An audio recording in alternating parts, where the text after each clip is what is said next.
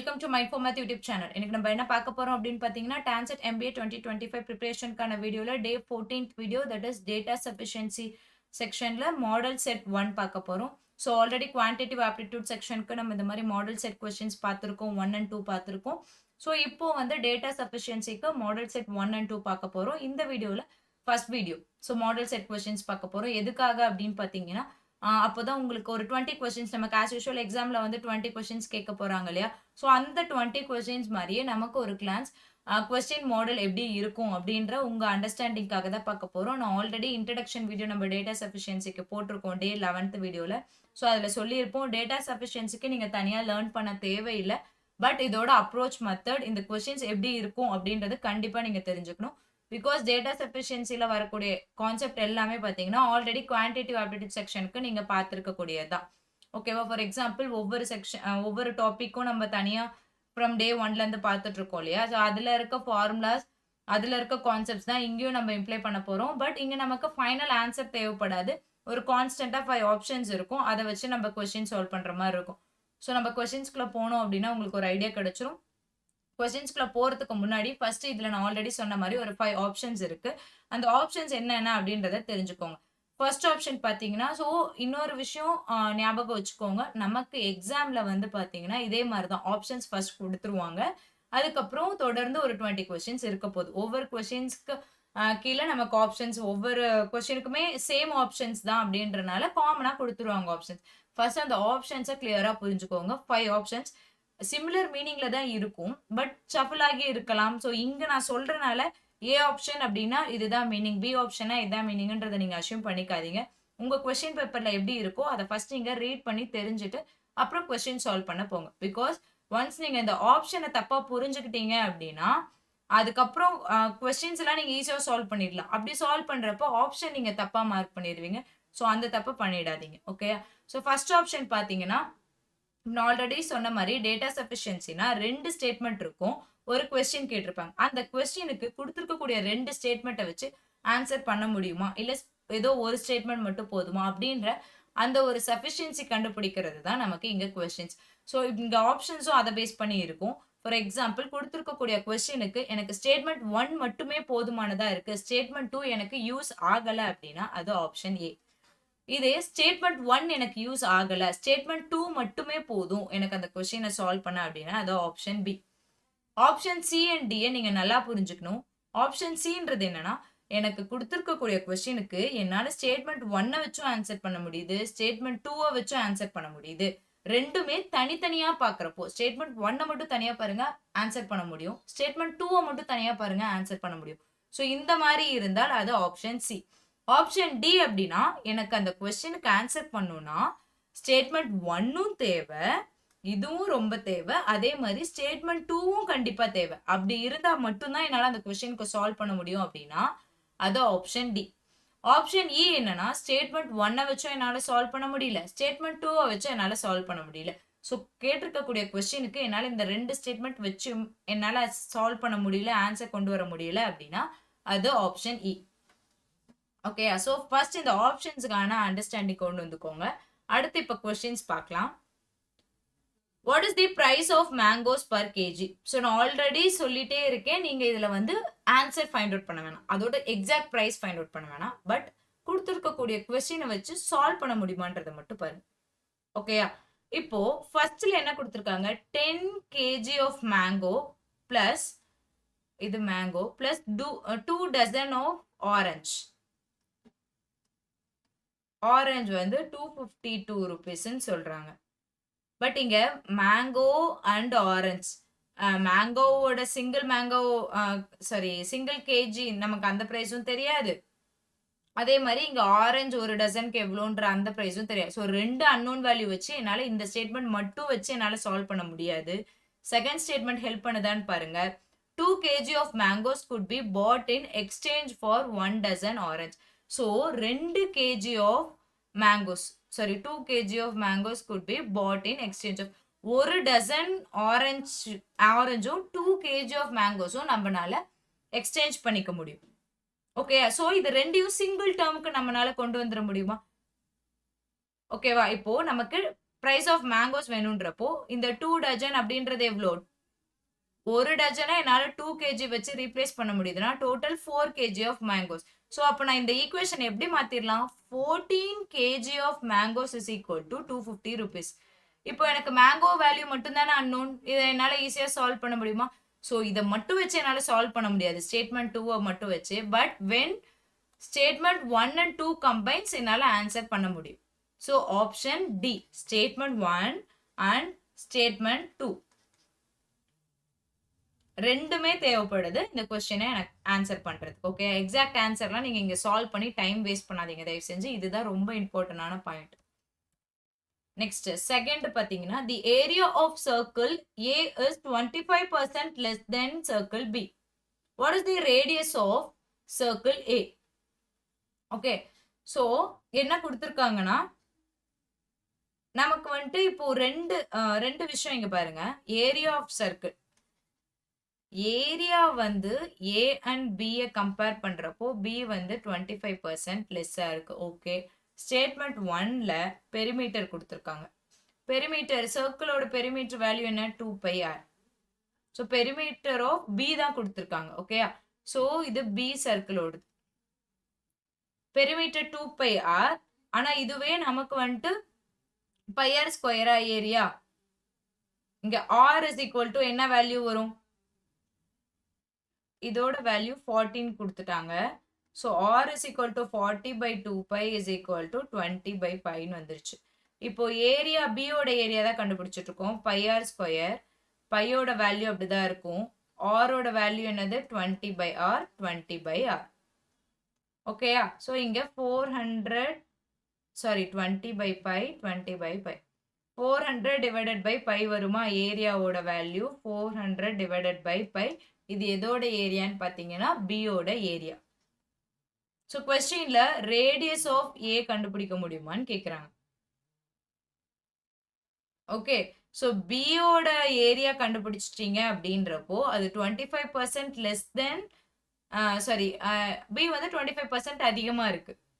So இதுல இருந்து 25% கம்மி பண்ணீங்க, அதிகப்படுத்தினீங்கன்னா ஏவோட ஏரியா நமக்கு கிடைச்சிரும். அதுல இருந்து πr ஸ்கொயர் ஃபார்முலா வச்சு ஆரோட வேல்யூ நம்ம ஈஸியா கால்குலேட் பண்ணிடலாம். கரெக்டா?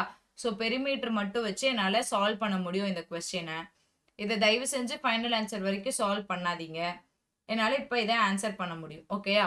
Next circumference of circle B is more then diameter of circle. So circumference and diameter இது எனக்கு தேவையே இல்லை.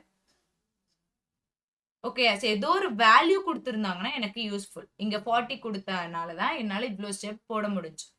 ஓகே, ஸோ இங்க எந்த வேல்யூவும் கொடுக்காம இந்த ஸ்டேட்மெண்ட் மட்டும் எனக்கு எங்கேயுமே யூஸ் ஆகல. So option A statement 1 alone is sufficient to answer this question. Next third question பாருங்க. How old is Sam in 1977? So first statement, Sam is 11 years younger than Anil, whose age will be a prime number in 1998. Okay, so இங்க வந்து பாத்தீங்கன்னா Sam is 11 years younger than Anilன்னு சொல்லிட்டாங்க. அனிலோட age பாத்தீங்கன்னா இப்போ சாமோட ஏஜும் நமக்கு தெரியாது. அனிலோட ஏஜுக்கு இன்டெரக்டா என்ன சொல்லியிருக்காங்க? பிரைம் நம்பர்னு சொல்லியிருக்காங்க. நமக்கு எக்கச்சக்கமான பிரைம் நம்பர்ஸ் இருக்கு. அதுல எதுன்றதை நம்ம கண்டிப்பா இங்க அசியூம் பண்ண முடியாது. ஸோ ஸ்டேட்மெண்ட் 1 வச்சு நம்ம எதுவுமே பண்ண முடியாது. Next, so Anil's age was a prime number in 1996. So 1998லயும் அவங்களோட ஏஜ் பிரைம் நம்பர், 1996லயும் அவங்களோட ஏஜ் பிரைம் நம்பர். கரெக்டா? ஸோ அப்படின்னா ஒரு நம்பர் விட்டு, ஃபார் எக்ஸாம்பிள் 5ன்றது பிரைம் நம்பர், 7ன்றது பிரைம் நம்பர். இது 1996ல அவங்க ஏஜ் 5ஆ இருந்தா 1998 அவங்க சொன்ன ஸ்டேட்மெண்ட் மாதிரி ரெண்டுமே பிரைம் நம்பர். ஸோ இது மட்டும்தான் இருக்கா அப்படின்னா கண்டிப்பா கிடையாது. இப்போ 11 13 எடுத்துக்கிட்டாலும் சேம் கான்செப்ட் தான் வருது நமக்கு. 17 19 எடுத்தாலும் நமக்கு சேம் தான். ஸோ இந்த மாதிரியும் எக்கச்சக்கமான வேல்யூஸ் இருக்கு. ஸோ இந்த ஸ்டேட்மெண்ட்டும் நமக்கு ஹெல்ப் பண்ணல. So option E, that is neither நார். நெய்தர் ஸ்டேட்மெண்ட் 1 நார் ஸ்டேட்மெண்ட் 2. ஓகேயா? ஸோ இந்த ரெண்டு ஸ்டேட்மெண்ட்டுமே நமக்கு இந்த கொஸ்டின் ஆன்சர் பண்றதுக்கு ஹெல்ப் பண்ணல. Next, fourth question பாருங்க. A school play required a school play required 24 actors among boys, girls and adults. If no actor takes 2 roles, how many adult actors are needed? So எத்தனை adult actors வேணும் அப்படின்றத அவங்க கேக்குறாங்க. கரெக்ட்டா? So அதுக்கு பாருங்க. The ratio of boys needed to girls is 2:1. So 2:1. Okay, but இங்க அடல்ட்டுக்கான இன்ஃபர்மேஷனே அவங்க கொடுக்கலன்றப்போ என்னால இதை வச்சு கண்டிப்பா சால்வ் பண்ண முடியாது. அதே மாதிரி ratio of children needed to adult is 3:1. So children அப்படின்றது யார் இங்க? பாய்ஸ் அண்ட் கேர்ள்ஸ் ரெண்டு பேரும் சேர்ந்து 3னா அடல்ட்ஸ் மட்டும் 1. ஓகேவா?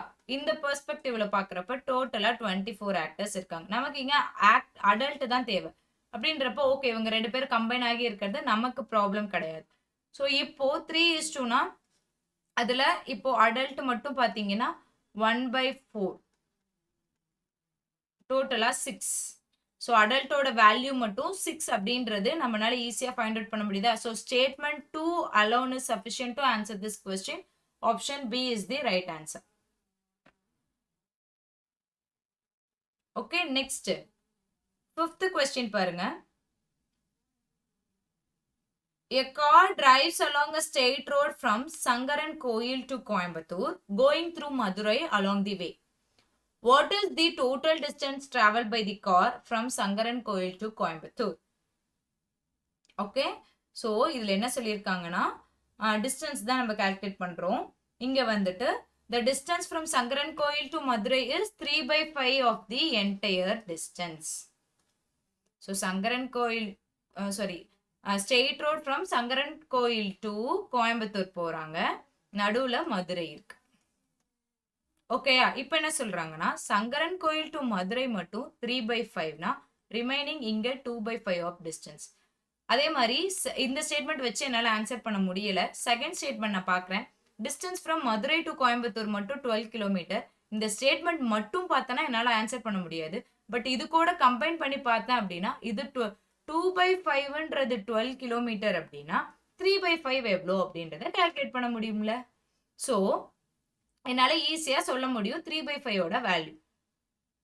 ஓகே, ஸோ டோட்டலா சங்கரன் கோயில் டு கோயம்புத்தூர் டிஸ்டன்ஸ் என்னால கண்டுபிடிக்க முடியும். So option D is the right answer. Statement 1 and statement 2 both are necessary to answer this question. 6th question. If point X is directly north of point Y and directly west of point Z, what is the distance from point X to point Y? Okay, so the distance from point X is directly north of point Y and directly west of point Z. What is the distance between point X and Z? So Y and Z க்கு 20 metre 20 centimetre.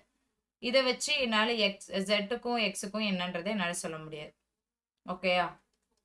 The distance from X to Y is equal to half the distance between distance from Y to. So இதோட value 10. இதை மட்டும் தனியா வச்சு என்னால் சொல்ல முடியாது. But when both statement combines என்னால் சொல்ல முடியும். This is right angle triangle ஆயிடும்.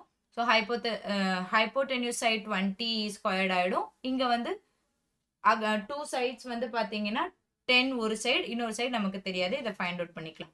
ஸோ ரெண்டு ஸ்டேட்மெண்ட்டும் கம்பைன் ஆகிறப்ப என்னால் ஆன்சர் பண்ண முடியுது. So option D statement 1 and statement 2 is necessary to answer this question. Okay, next. During a 5-day period, Monday through Friday, the average high temperature Fahrenheit, what was the high temperature on Friday? So Friday kana, sorry, average temperature pathina 86 degree. So what was the high temperature on Friday? The average high temperature for Monday through Thursday is 87. So Monday, Tuesday, Wednesday and Thursday. இது எல்லாத்தையும் add பண்றப்போ 87. டோட்டலா 5. அப்போ நீங்க என்ன பண்ணணும், இந்த நாளோட டோட்டல் நமக்கு இங்க ஃப்ரைடே மட்டும் 87 பிளஸ் ஃப்ரைடே நமக்கு தெரியாது டிவைடட் பை 5 இதோட ஆவரேஜ் 86 கொடுத்துறாங்க. ஸோ ஃப்ரைடேவோட டெம்பரேச்சர் மட்டும் என்னால் கண்டுபிடிக்க முடியுமா இதை வச்சு? ஸோ ஸ்டேட்மெண்ட் 1 இருந்தாலே என்னால் கண்டுபிடிக்க முடியும். அதே மாதிரி the high temperature on Friday reduced the average high temperature for the week by 1 degree Fahrenheit. So அந்த ஓவரால் வீக்கே அவங்க வந்து 1 டிகிரி ஃபாரன்ஹீட்ல ரெடியூஸ் பண்ணிடுறாங்க. ஓகேவா? இந்த ஃப்ரைடேல இருக்கக்கூடிய ஹை டெம்பரேச்சர்னால இது வந்து 1 டிகிரி ரெடியூஸ் ஆகுது. கரெக்டா? ஸோ அப்போ என்ன அர்த்தம்? இங்க 86 அப்படின்னா இந்த ஃப்ரைடே இதை மட்டும் நீங்க கால்குலேட் பண்ண போறீங்க. ஸ்டேட்மெண்ட் 1 ஹெல்ப்ஃபுல்லான மாதிரி ஸ்டேட்மெண்ட் 2வும் ஹெல்ப்ஃபுல் ஆகும். ஸோ ஓவராலா இந்த 5 டேஸ்க்கான வேல்யூ எனக்கு தெரியும். அது 1 டிகிரி ஆவரேஜ்ல ரெடியூஸ் ஆகுது அப்படின்னா நமக்கு ஃப்ரைடேவோடது மட்டும் எவ்வளோன்றது தெரிஞ்சிடும் இல்லையா? ஸோ ஸ்டேட்மெண்ட் 1 அண்ட் ஸ்டேட்மெண்ட் 2 ரெண்டும் தனித்தனியா, that is option C. Either statement 1 வச்சு என்னால் பண்ண முடியும் ஆர் ஸ்டேட்மெண்ட் 2 மட்டும் இருந்தாலும் என்னால் சால்வ் பண்ண முடியும். So option C is the right answer. 8th question, find the rate of interest. So rate of interest கேக்குறாங்க. Sum of money becomes double of itself at simple interest 12.5 years. So இங்க rate of interest அவங்க கொடுக்கல. So அதை கொடுக்கல அப்படின்னா நம்ம அதை solve பண்றதும் கஷ்டம். கரெக்டா? So இது மட்டும் வச்சு என்னால சால்வ் பண்ண முடியாது. Next 5000 becomes 5832 in 2 years at compound interest. So 5000 வந்து 5832 மாறுது 2 இயர்ஸ்ல காம்பவுண்ட் இன்ட்ரெஸ்ட்ல. ஸோ அப்போ 832ன்றது இன்ட்ரெஸ்டா? ஓகே. ஸோ இது எவ்வளோ பர்சன்டேஜ் அப்படின்றது காம்பவுண்ட் இன்ட்ரெஸ்ட்டை வச்சு நம்ம இங்க ஃபைண்ட் அவுட் பண்ணிடுவோம். அதே மாதிரி இங்க வந்து ஆப்ஷன் 1 நமக்கு யூஸ் ஆகல. ஆப்ஷன் 2 மட்டும் வச்சு என்னால ரேட் ஆஃப் இன்ட்ரெஸ்ட் கண்டிப்பா சொல்ல முடியல. பிகாஸ் இயர் இருக்கு, பிரின்சிபல் இருக்கு, டோட்டல் அமௌண்ட் இருக்கு, இன்ட்ரெஸ்ட் வேல்யூ எல்லாமே இருக்கு. So option B statement 2 alone is sufficient to answer this question. Okay, next 9th question, total amount 62500 was distributed among 2 boys and 1 girl. How much did each boys get? ஒவ்வொரு பாய்ஸும் எவ்வளோ வாங்குவாங்கன்றத கேட்குறாங்க. So இப்போ பாருங்க, each girl got 2/3 of what the 2 boys got together. Okay. So இப்போ for example X boys வாங்குற amount எக்ஸா இருந்ததுன்னா 2 பாய்ஸும் சேர்ந்து 2x வாங்குவாங்க. கரெக்டா? ஓகே. அதே மாதிரி இவங்க என்ன சொல்றாங்க செகண்ட் ஸ்டேட்மெண்ட்ல? ஸோ ஃபர்ஸ்ட் ஸ்டேட்மெண்ட் மட்டும் வச்சு என்னால் கண்டிப்பாக ஆன்சர் பண்ண முடியாது. செகண்ட் ஸ்டேட்மெண்ட் பார்க்குறேன். The difference between the amount of 2 boys is 12500. So difference இவங்க ரெண்டு பேத்துக்குள்ள டிஃப்ரென்ஸ் தான் இதுல இருந்து நம்ம ஆட் பண்றோம். ஸோ டோட்டல் இவங்களோட வேல்யூ 2x. இப்போ ஃபர்ஸ்ட் பாய் x வாங்குறான், செகண்ட் பாய் அப்போ இதோட சேர்ந்து 12500 அமௌண்ட் வாங்கணும்ல. ஏன்னா இவங்க ரெண்டு பேத்துக்குள்ளாரையே டிஃபரன்ஸ் இருக்கு. இது ஃபர்ஸ்ட் பாய், இது செகண்ட் பாய். ஓகேயா? ஸோ இது பாய்ஸோட வேல்யூ. நெக்ஸ்ட் இப்படி எழுதிக்கலாம் நம்ம 2x plus 12500ன்றது பாய்ஸோட வேல்யூ. கேர்ள்ஸ் என்ன சொல்றாங்க? 2/3. இந்த ரெண்டு பசங்களும் சேர்ந்து எவ்வளவு வாங்குறாங்களோ அதுல 2/3 கேர்ள்ஸ் வாங்குறாங்க. Is equal to 62500. இப்போ இதை சால்வ் பண்ணீங்கன்னா எக்ஸோட வேல்யூ கிடைச்சிரும். எக்ஸ் நான் கண்டுபிடிச்சிட்டேன்னா ஒரு பாயோட வேல்யூ கிடைச்சிரும். அதுல இருந்து இந்த ஈக்குவேஷன்ல லைக் இந்த அசம்ஷன்ல நான் எக்ஸோட வேல்யூ சப்ஸ்டியூட் பண்ணா 2 பாய்ஸோட வேல்யூவும் கிடைச்சிரும். கரெக்டா? So both statement 1 and 2 are necessary to answer this question. Okay, next 10th question பாருங்க. What is the cost price of suit? So cost price கேக்குறாங்க. அதுக்கு அவங்க கொடுத்திருக்கக்கூடிய வேல்யூ பாத்தீங்கன்னா marked price of 21 suit is 10,500. The profit earned by shopkeeper on a suit is 20% more than the profit earned by shopkeeper on a saree. Okay.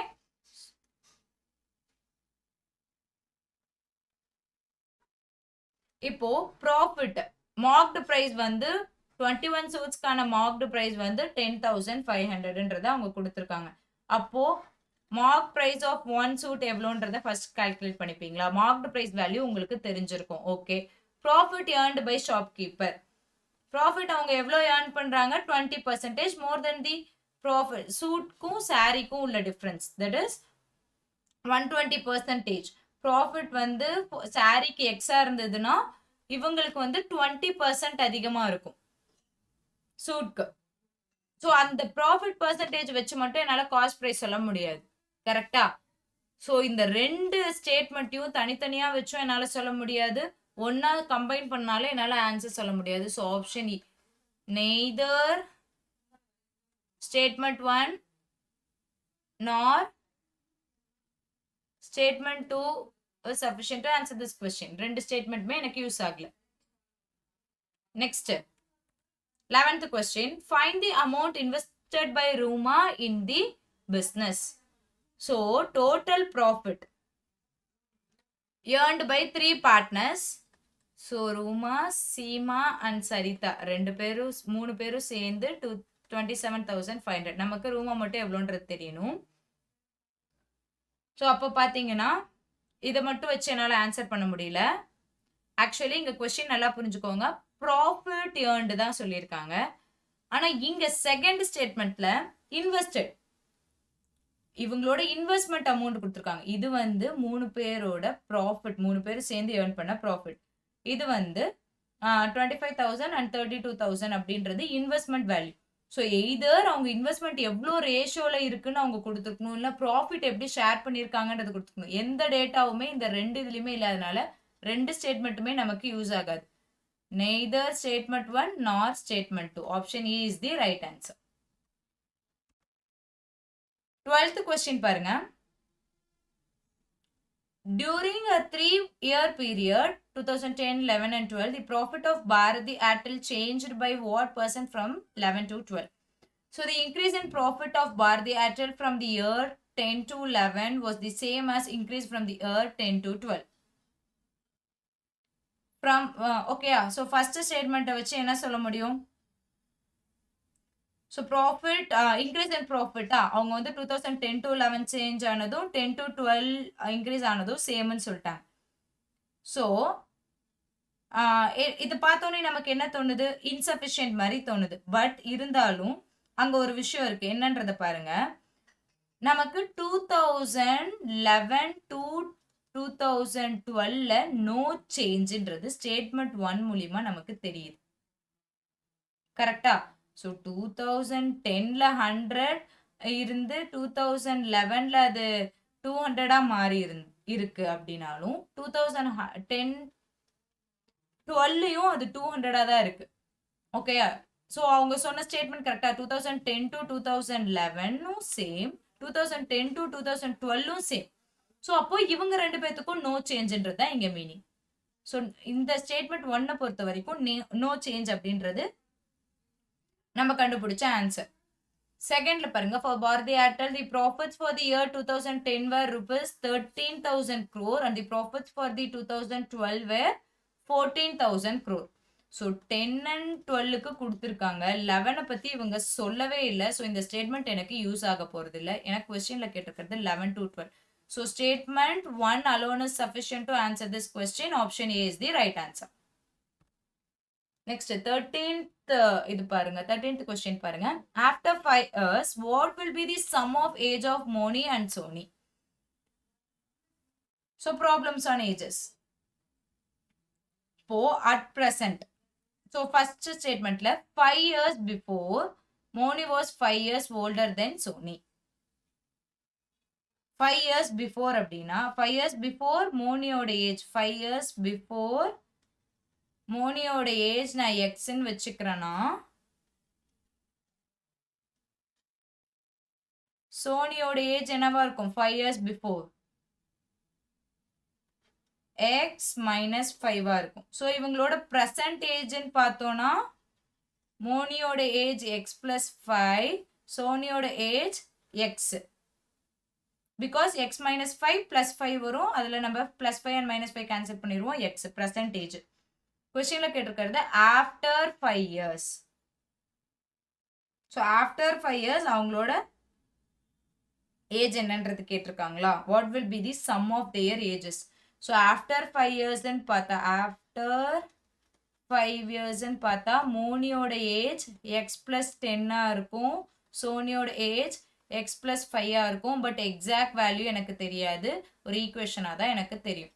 So இதை மட்டும் வச்சு என்னால் solve பண்ண முடியல. அதே மாதிரி ratio of their ages is 5:6. So இப்போ எனக்கு ஆல்ரெடி மோனியோட ஏஜ் அண்ட் சோனியோட ஏஜ் அசம்ஷன்ல வேரியபிளா தெரியும். அவங்களோட ரேஷியோ எதுன்னு சொல்லிட்டாங்க. கிராஸ் மல்டிப்ளை பண்ணா எக்ஸோட வேல்யூ தெரிஞ்சிடும். எக்ஸை வச்சு மோனி அண்ட் சோனியோட ஏஜ் ஆஃப்டர் 5 இயர்ஸ் கண்டுபிடிச்சிடலாம் இல்லையா? ஸோ சாரி, இங்க ஒரு மிஸ்டேக் பண்ணிட்டோம். At present, so present age தான் நம்ம இங்க எடுத்துக்கிறோம்.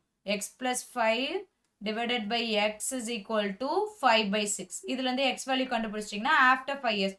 ஸோ இது ரெண்டையும் தனித்தனியாக இருந்தால் நமக்கு யூஸ் ஆகாது. ஒன்ஸ் ரெண்டு ஸ்டேட்மெண்ட்டையும் கம்பைன் பண்ணோன்னா என்னால் ஆன்சர் கொண்டு வர முடியும். Option D, statement 1 and 2 both are necessary to answer this question. 14th question பாருங்க. What is the value of 3-digit number the unit digit of which is 3 and divisible by 7? So value of 3-digit number நம்ம கண்டுபிடிக்கணும். ஓகேயா? So அதுக்கு என்ன சொல்லியிருக்காங்கன்னா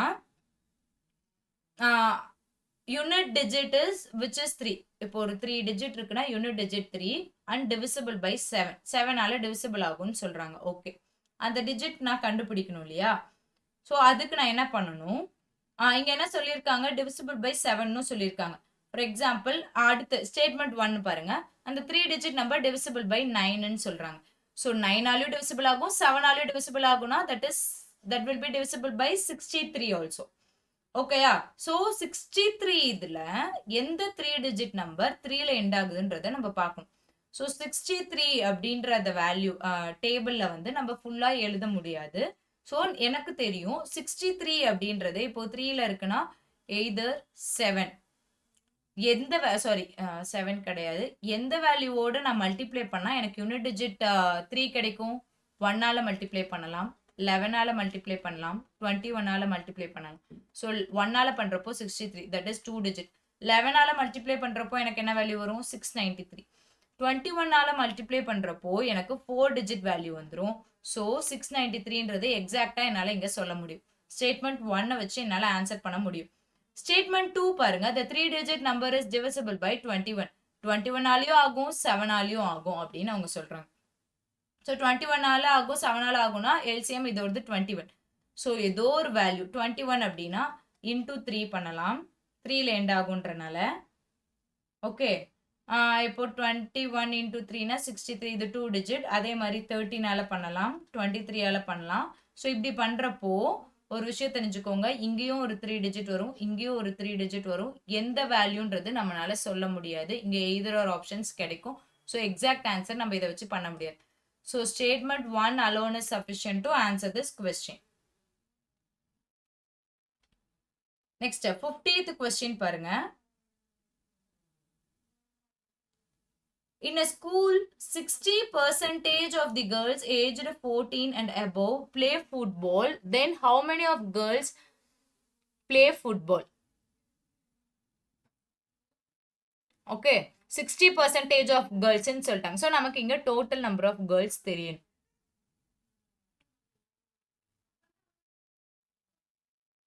so ஃபர்ஸ்ட்ல பார்த்தீங்கன்னா in the school there are no girls below 14 years who play the football. இது நமக்கு தேவையே இல்லை, ஏன்னா நமக்கு எல்லாமே ஏஜ் 14 and above தான், அவங்க தான் ஃபுட்பாலே விளையாடுறாங்க. ஸோ இது நமக்கு ஆல்ரெடி கொஸ்டின்லேயே சொன்ன விஷயம் தான். Next, in the school girls comprise 60% of total number of students who play football.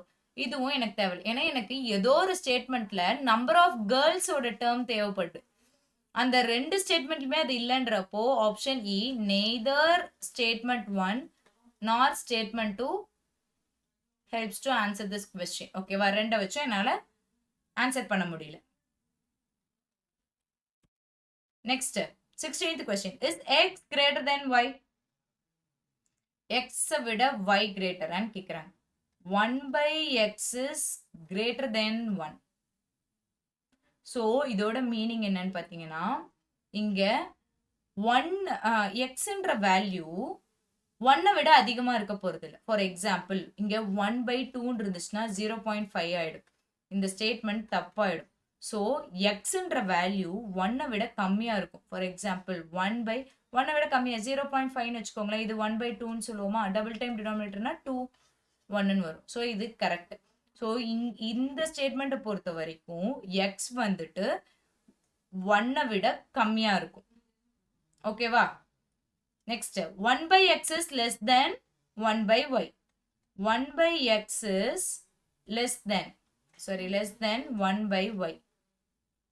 For example நான் இங்க எக்ஸாம்பிள் சொன்ன 0.5 எடுத்துக்கோங்க. 1/0.5னா 2 1/y. ஓகேவா?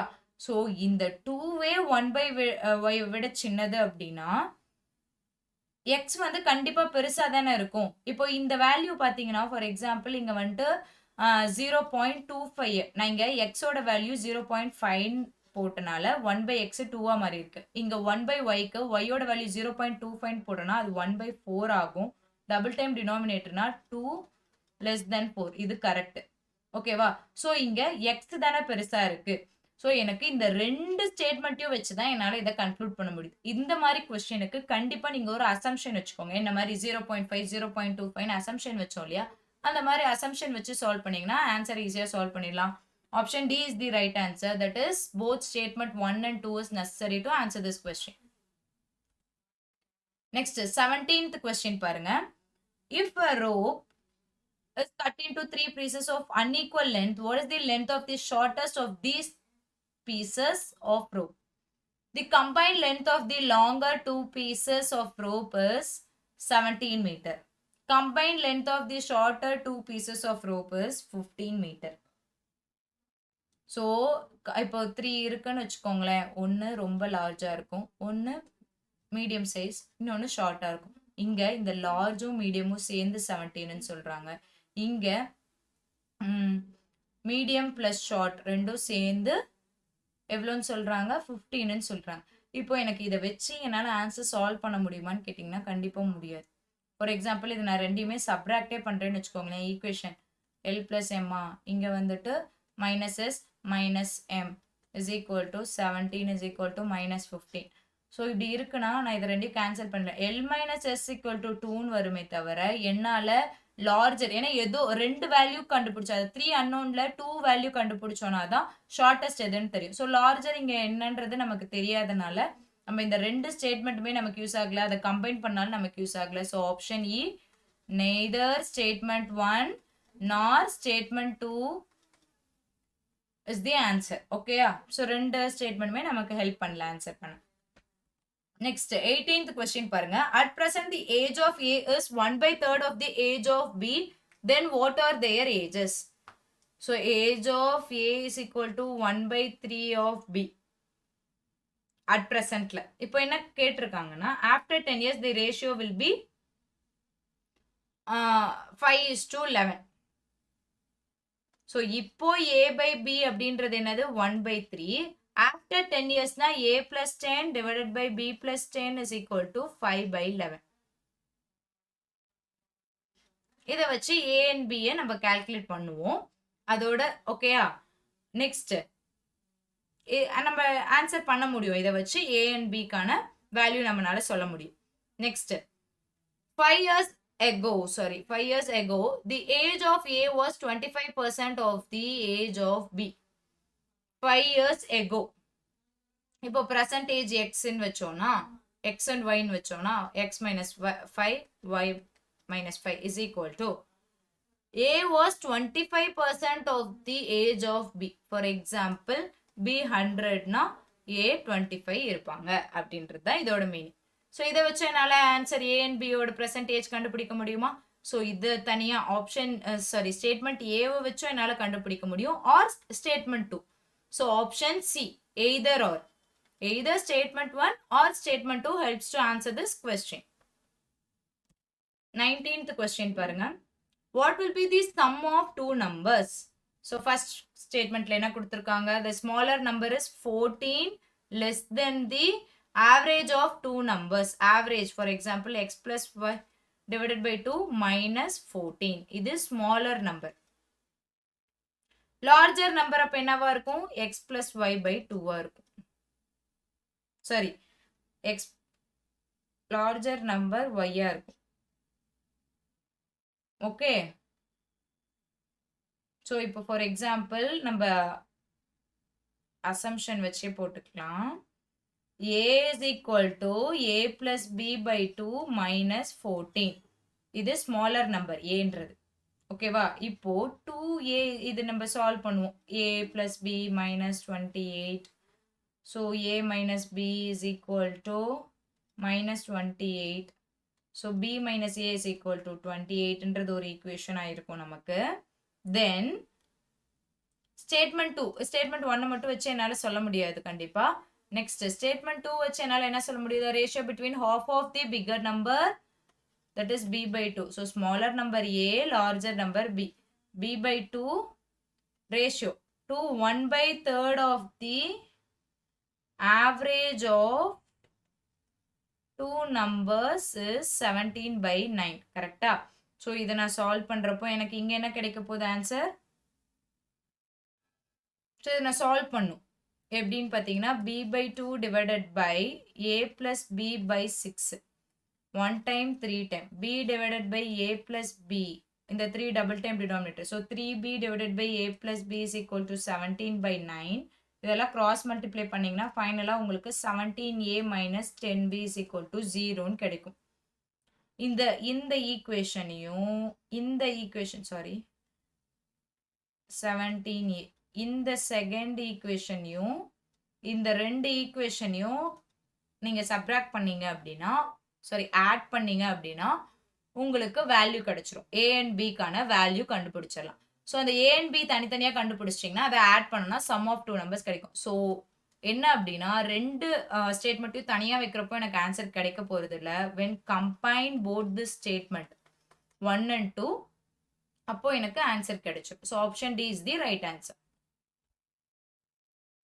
20th question is A is an odd number. A odd number நான் கண்டுபிடிக்கிறோம். இப்போ என்னன்னு பார்த்தீங்கன்னா when A is multiplied with a number then the product is an even number. A வந்து ஒரு நம்பரோட மல்டிப்ளை பண்ணுது அப்படின்னா ஓகே இப்போ A ஈவன் வச்சுக்கோங்களேன்.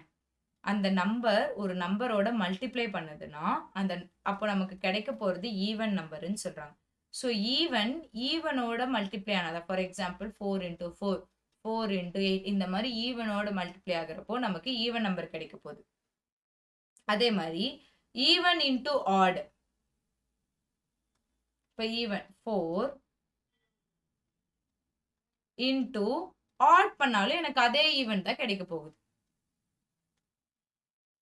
ஓகேயா 4 into 3ன்னு வச்சுக்கலாம். 4 into 3ன்னு வச்சுக்கிட்டிங்கன்னா நமக்கு ஈவன் நம்பர் 12 தான் கிடைக்க போகுது. ஓகே ஸோ இதை வச்சு என்னால் சொல்ல முடியல. நெக்ஸ்ட்